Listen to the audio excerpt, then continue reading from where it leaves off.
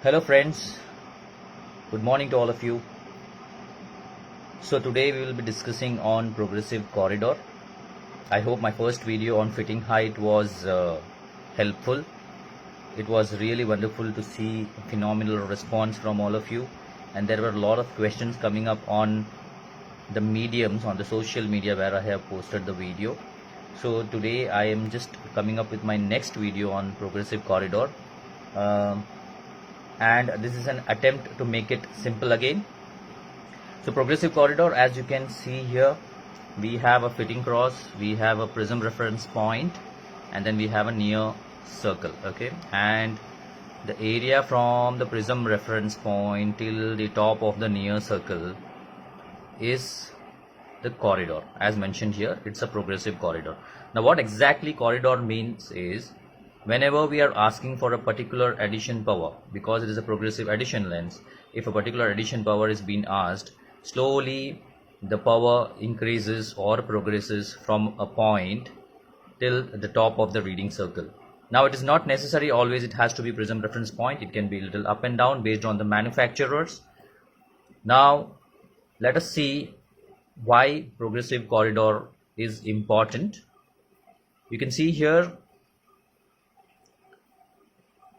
a very simple calculation. Don't get confused with the complex maths here. It is very simple.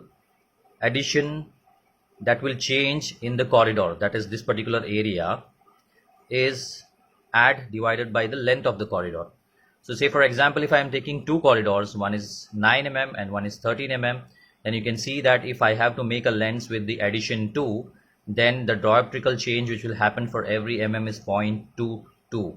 And if I have to make a lens at corridor length 13, then the dioptrical change which happens is 0.15. So this can show you how smooth the lens is going to be. The longer the corridor, the lesser the dioptrical change, and the lenses are going to be smoother, and getting adapted to these lenses becomes easier because the dioptrical change happening is lesser.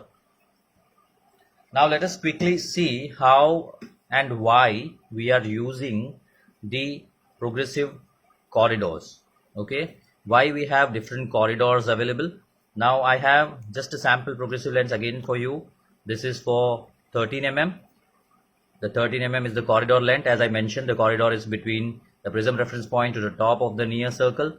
Here the corridor is 9 mm. So we have two lenses, 13 mm and 9 mm. And let us see how it works on frame shapes that we are going to select. Okay, so I am choosing two frames. Okay, so corridor and fitting height, how it is getting related, we'll just see here. So there are two frames here which we have taken. The B size of the top frame is 33 mm, PD is 30, fitting height 23.5. B size for the bottom frame, bottom shape is 29 mm, PD 30, and fitting height 19 mm. Now let me take a progressive lens with a corridor length of say about 13 mm and just put it on both the shapes to see how it works. So hope you remember the fitting height video. From the bottom, if I'm putting it at 23.5, it matches here, and you can see the progressive is fitting nice and fine. The reading circle is coming within the frame and it is good to go, right? Similarly, the same, if a manufacturer has just one single corridor, then say for example if it is 13 mm corridor, then you can see here for a frame shape which has a shallow this thing B size 29 mm, you can see if I'm trying to put it here and see the near circle, it is getting cut off, right? So let us take a shorter corridor which is say 9 mm, and then let us put it on the frame here. You can see on the top frame it is nice and fine. It is nice and fine. Reading circle completely coming inside the rim. Almost we have 2 or 3 mm at the bottom of the rear circle which has been left over. Similarly, let us go to the shallow frame at the bottom. You can see here. Yeah. So the near circle is within the frame. Good to go. And that is why you have two different corridor existing. So it is very simple, guys.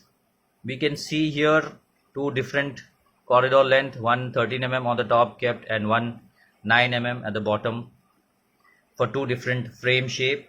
Ideally, the fitting height can also help us decide what corridor to go for. And this is the message which I want to give from my video this time. I hope you will like this.